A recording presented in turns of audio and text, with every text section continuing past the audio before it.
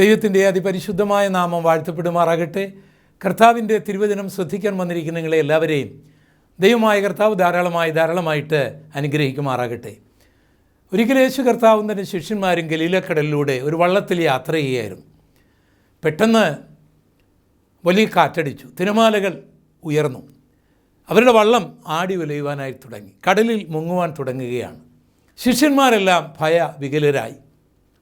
യേശു വളരെ ശാന്തമായി ആ ആടിയുലയുന്ന പടകിൽ എഴുന്നേറ്റ് നിന്നിട്ട് കാറ്റിനെ ശാസിച്ചു, അടങ്ങുവാനായിട്ട് കൽപ്പിച്ചു. അത്ഭുതമെന്ന് പറയട്ടെ, കാറ്റടങ്ങി, തിരമാലകൾ അമർന്നു, ഗലീലക്കടൽ ശാന്തമായി. ശിഷ്യന്മാരുടെ ഭയം ഒരു അത്ഭുതത്തിന് വഴിമാറുകയാണ് ഇവിടെ. അവർ യേശുവിനെയും തമ്മിലും നോക്കിയിട്ട് അറിയാതെ പറയുകയാണ്, ഇവനാർ? കാറ്റും കടലും പോലും അവനെ അനുസരിക്കുന്നു. ഈ ചരിത്രം നമ്മൾ മർക്കോസിൻ്റെ സുവിശേഷം 4-ാം അധ്യായത്തിൻ്റെ 35 മുതൽ 41 വരെയുള്ള വാക്യങ്ങളിൽ വായിക്കുന്നുണ്ട്. ആ ചോദ്യം ഇന്നും പ്രസക്തമാണ്. യേശു ആരാണ്? യേശു നിങ്ങൾക്കാരാണ്? യേശു എനിക്കാരാണ്? യേശു ഈ ലോകത്തിന് ആരാണ്? യേശു ഒരു സങ്കല്പ കഥാപാത്രമല്ല, ചരിത്ര പുരുഷനാണ്. യേശു ജനിച്ച ബേതലഹേമും യേശു വളർന്നതായിട്ടുള്ള നസ്രേത്തും യേശു മരണപ്പെട്ടതായ ജെറുസലേമുമൊക്കെ അതേ പേരിൽ ഇന്ന് നമുക്ക് കാണുവാനായിട്ട് കഴിയും. മാത്രമല്ല, എൻ്റെയും നിങ്ങളുടെയും ചരിത്രങ്ങൾക്ക് ആധാരമാണ് യേശു. യേശുവിനെ കൂടാതെ ഒരു ആധികാരിക ചരിത്രം എനിക്ക് നിങ്ങൾക്കും ഉണ്ടാക്കുവാൻ കഴിയുകയില്ല എന്നുള്ളതാണ് ഒരു സത്യം. ഉദാഹരണമായിട്ട്, നിങ്ങൾ ജനിച്ച ഒരു വർഷമുണ്ട്, ദിവസമുണ്ട്, മാസമുണ്ടായി. എങ്ങനെയാണ് ആ വർഷമുണ്ടായത്, ആ ദിവസമുണ്ടായത്, ആ മാസമുണ്ടായത്? അതിൻ്റെ ആധാരം എന്താണ്? നിങ്ങൾ ഒരു സ്കൂളിലോ കോളേജിലോ പഠിക്കുന്നു. നിങ്ങൾ ആ സ്കൂളിലോ കോളേജിലോ ചേർന്ന ഒരു ദിവസമുണ്ട്, മാസമുണ്ട്, വർഷമുണ്ട്. അത് ആധികാരികമായ രേഖയാണ്. അതില്ലാതെ നിങ്ങൾക്കവിടെ പഠിക്കുവാൻ കഴിയുകയില്ല. നിങ്ങൾക്കവിടെ നിന്നൊരു സർട്ടിഫിക്കറ്റ് ലഭിക്കുകയില്ല. നിങ്ങൾ വിവാഹം കഴിച്ച ഒരു ദിവസമുണ്ട്. നിങ്ങൾക്കൊരു വീട് വാങ്ങിക്കണമെങ്കിൽ ആ വാങ്ങുന്ന ഒരു ദിവസമുണ്ട്. ആ വർഷവും മാസവും നിങ്ങൾ രേഖപ്പെടുത്തേണ്ടതായിട്ടുണ്ട്. നിങ്ങൾ കുറേ സ്ഥലം വാങ്ങിയാൽ അതിൻ്റെ ആധാരം എഴുതുമ്പോൾ ആ വാങ്ങിയ വർഷവും ദിവസവും മാസവും വളരെ വ്യക്തമായി രേഖപ്പെടുത്തണം, അല്ലെങ്കിൽ അതിന് വിലയില്ല. നിങ്ങളുടെ കയ്യിൽ പാസ്പോർട്ടുണ്ട്, ആധാർ കാർഡുണ്ട്, വോട്ടർ ID ഉണ്ട്. ഇതൊക്കെ വിലയുള്ളതായിത്തീരുന്നത് അവിടെ നിങ്ങൾ ജനിച്ച ദിവസവും നിങ്ങൾക്ക് ആ സർട്ടിഫിക്കറ്റോ ആധാറോ ഇഷ്യൂ ചെയ്ത ഒരു ദിവസവും മാസവും വർഷവും അവിടെ രേഖപ്പെടുത്തിയിട്ടുണ്ടാകും. ഇല്ലെങ്കിൽ അതിനർത്ഥമില്ല. നമുക്ക് ഒരു വിവാഹ സർട്ടിഫിക്കറ്റ് വേണം വിവാഹം കഴിച്ചവർക്ക്. പക്ഷേ വിവാഹം കഴിച്ചവർക്ക് ഒരു ദിവസം, മാസം, വർഷമുണ്ട്. അത് കൃത്യമായിട്ട് വിവാഹ രജിസ്റ്ററിൽ ഉണ്ടായിരിക്കണം. എങ്കിലേ നിങ്ങൾക്ക് ആ സർട്ടിഫിക്കറ്റ് ലഭിക്കുകയുള്ളൂ. അതില്ലാത്ത ഒരു സർട്ടിഫിക്കറ്റിന് വിലയില്ല എന്ന് നമുക്കറിയാം. എന്തിനേറെ, നമ്മൾ മരിച്ചുപോയെന്നിരിക്കട്ടെ, ഒരു മരണ സർട്ടിഫിക്കറ്റ് വേണം. ആ മരണ സർട്ടിഫിക്കറ്റിൽ അത് വിലയുള്ളതായി തീരണമെങ്കിൽ മരിച്ച വ്യക്തിയുടെ ആ മരണ ദിവസം, വർഷം, മാസമൊക്കെ അവിടെ കൃത്യമായിട്ട് രേഖപ്പെടുത്തണം. ഇല്ല എങ്കിൽ അതിന് വിലയില്ല, ആരും അംഗീകരിക്കുകയില്ല. എങ്ങനെയാണ് ഈ വർഷവും മാസവും ദിവസവും ഒക്കെ ഉണ്ടായത്? നമുക്കെങ്ങനെയാണ് ഉണ്ടായത്?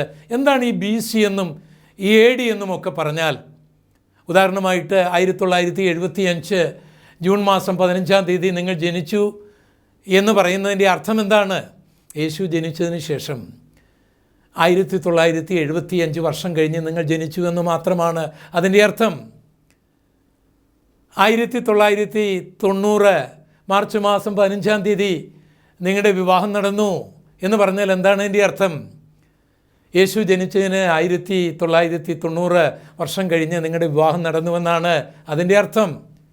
ചുരുക്കി പറഞ്ഞാൽ, പ്രിയപ്പെട്ടവരെ, യേശുവിനെ മാറ്റി നിർത്തിയിട്ട് എനിക്ക് നിങ്ങൾക്കും അംഗീകരിക്കപ്പെടുന്ന ഒരു ചരിത്രമുണ്ടാക്കുവാൻ കഴിയുകയില്ല.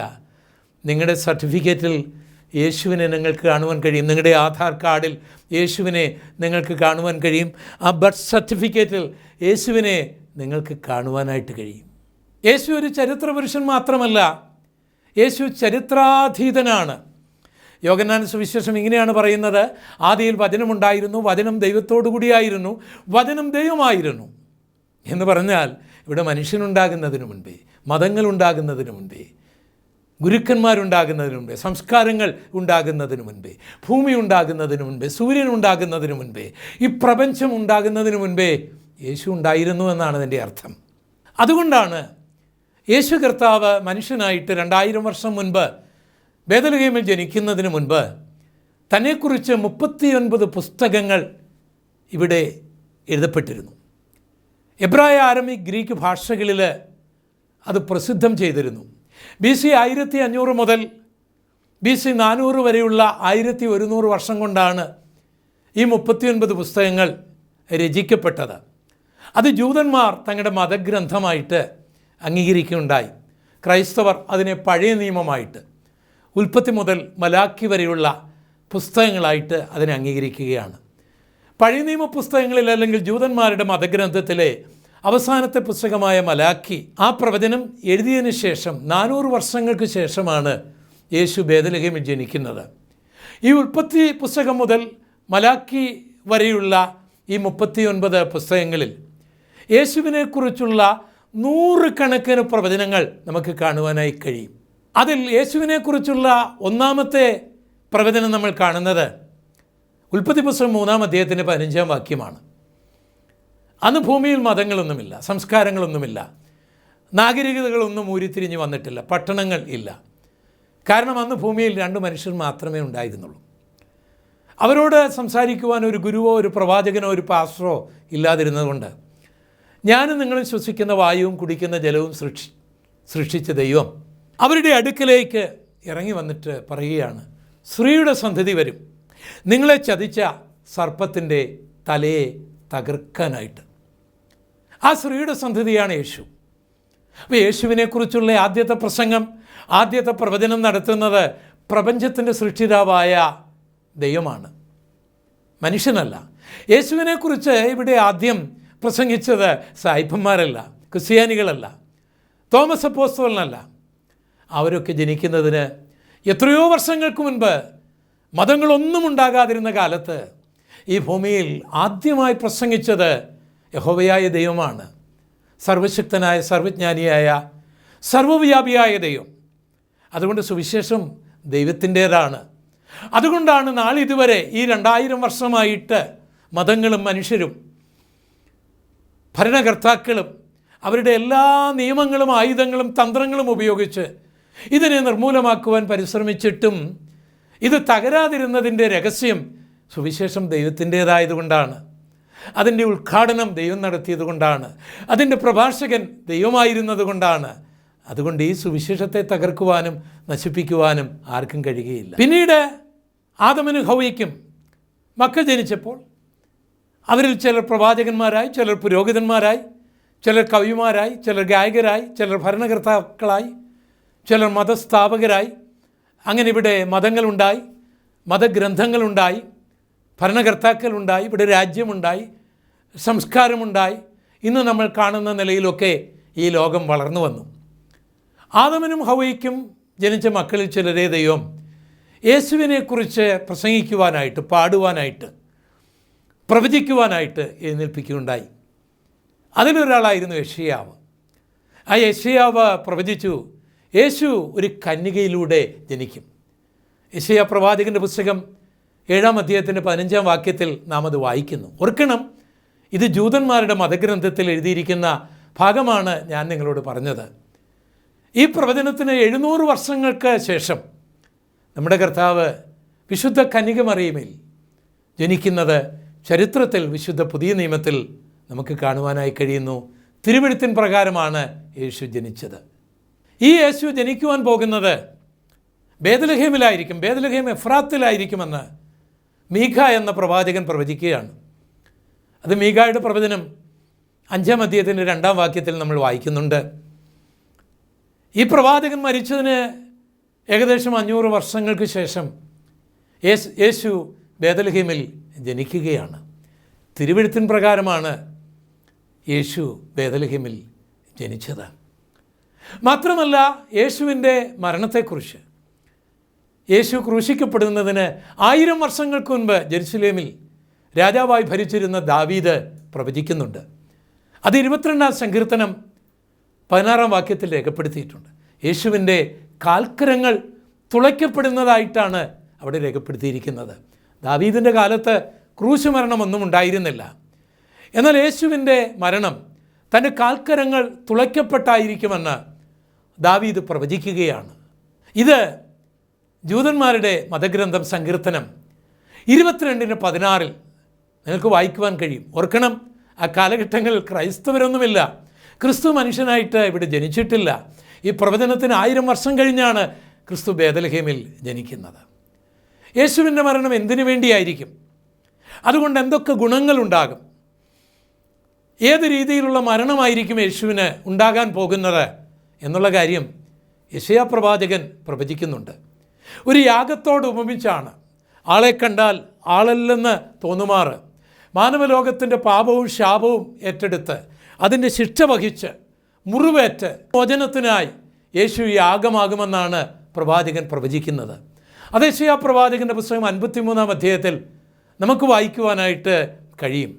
പ്രവാചകൻ മരിച്ചതിന് 700 വർഷത്തിന് ശേഷം ആ പ്രവചനം കൃത്യമായിട്ട് ഗോൽഗോത്ത മലയിൽ നിറവേറുന്നത് നമുക്ക് കാണുവാൻ കഴിയും. അതിന് പ്രകാരം യേശു യാഗമാകുന്നത് നമുക്ക് കാണുവാനായിട്ട് കഴിയും. മാത്രമല്ല, യേശുവിൻ്റെ ഉയർപ്പിനെക്കുറിച്ച്, തൻ്റെ ശരീരം ജീർണിക്കുകയില്ല എന്നതിനെക്കുറിച്ച്, യേശു മരിക്കുന്നതിന് മുൻപ്, അടക്കപ്പെടുന്നതിന് മുൻപ് 1000 വർഷങ്ങൾക്ക് മുൻപ് ജെറുസലേമിൽ ഭരിച്ചിരുന്ന ഈ ദാവീദ് തന്നെ നടത്തുന്ന മറ്റൊരു പ്രവചനം നമുക്ക് 16-ാം സങ്കീർത്തനത്തിൽ വായിക്കുവാനായിട്ട് കഴിയും. അതിന് വ്യാഖ്യാനം പത്രോസ് പ്രസംഗിക്കുന്നതൊക്കെ നമ്മൾക്ക് പ്രവൃത്തിയുടെ പുസ്തകത്തിലും വായിക്കുവാനായിട്ട് കഴിയും.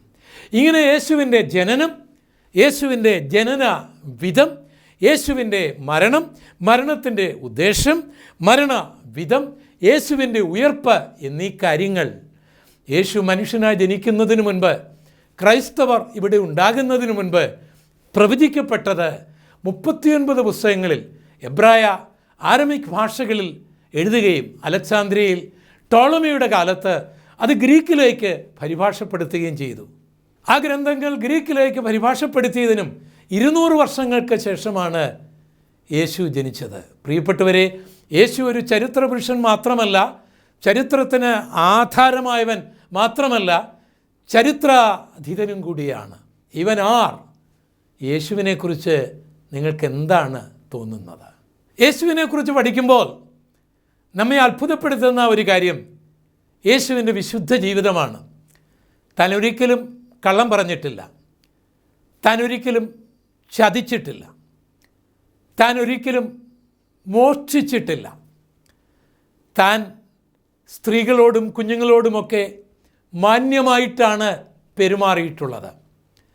തൻ്റെ ശത്രുക്കളുടെ മുഖത്ത് നോക്കി എൻ്റെ പാപത്തെക്കുറിച്ച്, എൻ്റെ തെറ്റിനെക്കുറിച്ച് ബോധ്യം വരുത്താൻ കരുത്തുള്ള ആരെങ്കിലും ഉണ്ടോ എന്ന് യേശു വെല്ലുവിളിച്ചിട്ട് തൻ്റെ കുറ്റം കണ്ടെത്താൻ ചുറ്റിപ്പറ്റി നടന്ന പരീക്ഷന്മാർക്കോ ജൂത പുരോഹിതന്മാർക്കോ ഭോഷ്കിൻ്റെ പിതാവായ സാത്താനോ ഇതുവരെയും കഴിഞ്ഞിട്ടില്ല.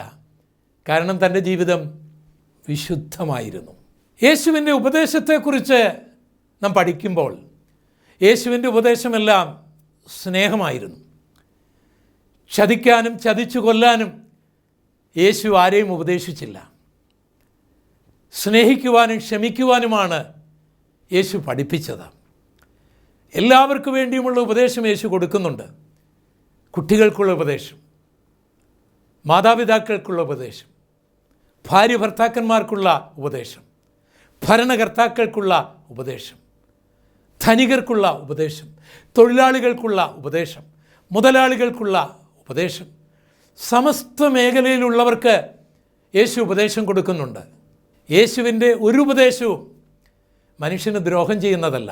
അവൻ്റെ മനസ്സിനോ, അവൻ്റെ ശരീരത്തിനോ, അവൻ്റെ പ്രാണനോ, അവൻ്റെ ആത്മാവിനോ, അവൻ്റെ കുടുംബജീവിതത്തിനോ, അവൻ്റെ രാജ്യത്തിനോ ദോഷം ചെയ്യുന്ന ഒരു ഉപദേശവും യേശു നടത്തിയിട്ടില്ല. ഗെത്സമനത്തോട്ടത്തിൽ യേശുവിനെ അറസ്റ്റ് ചെയ്യുവാനായിട്ട് ആൾക്കാർ വന്നപ്പോൾ ഇത് കണ്ട വേദനിച്ച പത്രോസ് ഒരു വാളുമായിട്ട് ചാടി യേശുവിനെ രക്ഷപ്പെടുത്തുവാനായിട്ടുള്ള ഒരു വൃഥാ പരിശ്രമം നടത്തുന്നുണ്ട്. താൻ മഹാപുരോഹിതൻ്റെ ദാസനെ തൻ്റെ വാളുകൊണ്ട് വെട്ടുകയാണ്. ഭാഗ്യവശാൽ ആ ദാസൻ്റെ, ആ മൽക്കൂസിൻ്റെ കാത് മാത്രമാണ് മുറിഞ്ഞറ്റ് താഴെ വീഴുന്നത്. ഇത് കണ്ടുകൊണ്ട് നിന്ന യേശു പത്രോസിനെ അനുമോദിക്കാതെ അവനെ ശാസിക്കുകയാണ് ചെയ്തത്. ആ ഭൃത്യൻ്റെ കാത് എടുത്തു വെച്ചവന് സൗഖ്യം കൊടുത്തിട്ട് പത്രോസിനോട് ഇങ്ങനെ ഒരു ഉപദേശം കൊടുക്കുകയാണ്: വാളെടുക്കുന്നവൻ വാളാലെ നശിച്ചു പോകും. ലോകചരിത്രം നിങ്ങളൊന്ന് നോക്കുക. നീതിക്ക് വേണ്ടിയോ അനീതിക്ക് വേണ്ടിയോ ധർമ്മത്തിന് വേണ്ടിയോ അധർമ്മത്തിന് വേണ്ടിയോ വാളെടുത്ത് വെട്ടാനും വാളെടുത്ത് വെട്ടിപ്പിടിക്കാനും ഉപദേശിച്ചവരുടെ അനുഗാമികളെ നിങ്ങളൊന്ന് പഠിക്കൂ. അവരെക്കുറിച്ചൊന്ന് പഠിക്കൂ. അവരുടെ ചരിത്രം പഠിക്കൂ. അവരുടെ കുടുംബചരിത്രം പഠിക്കൂ. ലോക ചരിത്രം പഠിക്കൂ. അതുകൊണ്ട് എന്തെങ്കിലും പ്രയോജനം ഉണ്ടോ? അധർമ്മം മാറിയോ? അനീതി നീങ്ങിപ്പോയോ? ഇവിടെ ധർമ്മമുണ്ടോ? വാളെടുത്ത് അങ്ങോട്ടും ഇങ്ങോട്ടും വെട്ടി രക്തപ്പുഴ ഒഴുകുകയല്ലേ ഇവിടെ? അധർമ്മം വർദ്ധിക്കുകയല്ലേ ഇവിടെ? വാളെടുക്കുന്നവൻ വാളാലെ നശിച്ചു പോകും. വാള് ഉറയിലിടുക എന്ന് കൽപ്പിച്ച ഒരു നേതാവാണ്, ഒരു ഗുരുവാണ് യേശു. ആ യേശുവിൻ്റെ ഉപദേശമല്ലേ എനിക്ക് നിങ്ങൾക്കും ലോകത്തിനും ഏതൽക്കാലങ്ങളിലും പ്രയോജനം. താൽക്കാലികമായി അത് പ്രയോജനമല്ല എന്ന് തോന്നുമാറ് അതിന് വിരുദ്ധമായി വാളെടുത്തവരും തോക്കെടുത്തവരും ആയുധമുണ്ടാക്കിയവരും വെട്ടിപ്പിടിച്ചവരുടെയും ഒക്കെ ചരിത്രം ശാന്തമായി നിങ്ങളൊന്ന് പഠിച്ചു നോക്കിയാൽ യേശുവിൻ്റെ ഉപദേശം തന്നെയാണ് അന്നും ഇന്നും ശ്രേഷ്ഠമായത് എന്ന് നമുക്ക് മനസ്സിലാക്കുവാനായിട്ട് കഴിയും. യേശുവിനെക്കുറിച്ച് നാം പഠിക്കുമ്പോൾ യേശു അനേക അത്ഭുതങ്ങൾ നടത്തിയിട്ടുണ്ട്. അത്ഭുതങ്ങൾ ലോകത്തിൽ പലയിടത്തും നടക്കുന്നുണ്ട്. പക്ഷേ യേശുവിൻ്റെ അത്ഭുതങ്ങൾ എല്ലാം അത്യന്താപേക്ഷിതമായ കാര്യങ്ങൾക്ക് വേണ്ടി മാത്രമായിരുന്നു. കുരുടർക്ക് കാഴ്ച കൊടുക്കുന്നു, സംസാരിക്കുവാൻ ശേഷിയില്ലാത്ത ഊമർക്ക് സംസാരശേഷി കൊടുക്കുന്നു, നടക്കുവാൻ കഴിയാത്തവനെ മുടന്തന്മാരെ നടക്കുവാനുള്ള കഴിവ് കൊടുക്കുന്നു, മരിച്ചുപോയ വ്യക്തികളെ ഉയർപ്പിക്കുന്നു. ഇങ്ങനെയുള്ള അത്ഭുതങ്ങളാണ് യേശു ചെയ്തിട്ടുള്ളത്. ഇതുപോലുള്ള അത്ഭുതങ്ങൾ ആർക്ക് ചെയ്യുവാൻ കഴിയും? മാത്രമല്ല, ഈ അത്ഭുതങ്ങൾ നടത്തിയിട്ട് ഒരു നേർച്ച വാങ്ങിക്കുകയോ അവിടെ ഒരു തീർത്ഥാടന കേന്ദ്രമാക്കി മാറ്റി ജനങ്ങളെ അവിടേക്ക് കൂട്ടിവരുത്തി ഒരു തട്ടിപ്പ് നടത്തുകയോ യേശു ചെയ്യുന്നില്ല. യേശു നടത്തിയ അത്ഭുതങ്ങളൊന്നും തന്നെ ഉയർത്തേണ്ടതിനും പണം സമ്പാദിക്കേണ്ടതിനു വേണ്ടിയുമുള്ള തട്ടിപ്പ് മാർഗങ്ങളൊന്നുമായിരുന്നില്ല. പല അത്ഭുതങ്ങളും യേശു നടത്തിയിട്ട് ഇതാരോടും പറയരുത് എന്ന് പറഞ്ഞ് കടന്നു പോകുന്ന യേശുവിനെയാണ് നാം കാണുന്നത്. കാരണം യേശുവിൻ്റെ അത്ഭുത പ്രവൃത്തികളെല്ലാം വളരെ ജെനുവിനായിരുന്നു. അതിനകത്ത് തന്ത്രങ്ങളില്ലായിരുന്നു, തട്ടിപ്പില്ലായിരുന്നു, ദുരുദ്ദേശമില്ലായിരുന്നു. അത് വേദനിക്കുന്നവർക്ക് വേണ്ടി മാത്രമായിരുന്നു, ആവശ്യക്കാർക്ക് വേണ്ടി മാത്രമായിരുന്നു. യേശുവിൻ്റെ പ്രവചനങ്ങൾ ഇന്ന് നമ്മളെ അത്ഭുതപ്പെടുത്തുകയാണ്. 2000 വർഷങ്ങൾക്ക് മുൻപ് യേശു നടത്തിയ പ്രവചനങ്ങൾ മത്തായിയുടെ സുവിശേഷം 24, മർക്കോസിൻ്റെ സുവിശേഷം 13, ലൂക്കോസിൻ്റെ സുവിശേഷം 21 ഇവിടെ രേഖപ്പെടുത്തിയിട്ടുണ്ട്. ആ പ്രവചനങ്ങളൊക്കെ എത്ര കൃത്യമായിട്ടാണ് ഇന്ന് നമ്മുടെ കണ്ണിൻ്റെ മുൻപിൽ നിറവേറുന്നത്. മനുഷ്യന് സൂര്യനിലും ചന്ദ്രനിലും നക്ഷത്രങ്ങളിലും ലക്ഷ്യങ്ങളുണ്ടാകും. ആ പ്രവചനമല്ലേ, അതിൻ്റെ നിവൃത്തിയല്ലേ ഇന്ന് നമ്മൾ കാണുന്നത്. കടലിൻ്റെ ഓളങ്ങൾ നിമിത്തം, മുഴക്കങ്ങൾ നിമിത്തം ജാതികൾക്ക് നിരാശയോടുകൂടിയ പരിഭ്രമമുണ്ടാകും. യേശു നടത്തിയ ആ പ്രവചനത്തിൻ്റെ നിവൃത്തിയല്ലേ ഇന്ന് നാം നമ്മുടെ കണ്ണുകൊണ്ട് കണ്ടുകൊണ്ടിരിക്കുന്നത്. ആകാശത്തിൻ്റെ ശക്തികൾ ഇളകിപ്പോകുന്നതിനാൽ ഭൂലോകത്തിന് എന്ത് സംഭവിക്കുമെന്നോർത്ത് മനുഷ്യർ നിർജീവന്മാരാകും. ആ പ്രവചനത്തിൻ്റെ നിവൃത്തിയല്ലേ ശാസ്ത്രലോകം നമ്മളെ പഠിപ്പിച്ചുകൊണ്ടിരിക്കുന്നത്. ക്ഷാമവും ഭൂകമ്പവും മഹാവ്യാധികളും ലോകത്തിലുണ്ടാകും. അതല്ലേ നമ്മൾ കണ്ടുകൊണ്ടിരിക്കുന്നത്. കേവലം ഒരു RNA വൈറസിൻ്റെ മുൻപിൽ ലോകം ഇന്ന് ഉറച്ചു നിൽക്കുകയല്ലേ. ഇത് 2000 വർഷം മുൻപ് മഹാമാരി ഉണ്ടാകുമെന്നുള്ള യേശുവിൻ്റെ പ്രവചനത്തിൻ്റെ കൃത്യമായ നിറവേറലുകളല്ലേ? യേശുവിൻ്റെ പ്രവചനങ്ങളെക്കുറിച്ച് നമ്മൾ പഠിക്കുമ്പോൾ അതെല്ലാം ഇന്നും നമ്മളെ അത്ഭുതപ്പെടുത്തുന്നതാണ്. അതൊരിക്കലും തെറ്റിയിട്ടില്ല, തെറ്റിപ്പോകുകയുമില്ല. ഇവനാർ, ഈ യേശു ആരാണ്? യേശുവിനെക്കുറിച്ച് പഠിച്ചു വരുമ്പോൾ എന്നെ അത്ഭുതപ്പെടുത്തുന്നത് യേശുവിൻ്റെ ക്രൂശ് മരണമാണ്. യേശുവിന് വേണമായിരുന്നെങ്കിൽ തൻ്റെ ശത്രുക്കളെല്ലാം നിഗ്രഹിക്കാമായിരുന്നു. യേശുവിന് വേണമായിരുന്നെങ്കിൽ തൻ്റെ മുഖരൂപം മറ്റാർക്കെങ്കിലും കൊടുത്തിട്ട് അവിടുന്ന് രക്ഷപ്പെടാമായിരുന്നു. യേശുവിന് വേണമായിരുന്നെങ്കിൽ അപ്രത്യക്ഷനായിട്ട് മറ്റേതെങ്കിലും രാജ്യത്തിലേക്കോ സ്വർഗത്തിലേക്കോ മടങ്ങിപ്പോകാമായിരുന്നു. അല്ല, യേശുവിന് വേണമായിരുന്നെങ്കിൽ ആ ഒലുമലയും മൊറിയാക്കുന്നും സിയോൻ കുന്നുമൊക്കെ തൻ്റെ അണിവിരലല്ല അതിൻ്റെ നഖത്തിൽ പൊക്കിയെടുത്ത് തൻ്റെ ശത്രുക്കളുടെ തലയിൽ കൊണ്ടുപോയി വെക്കാമായിരുന്നു.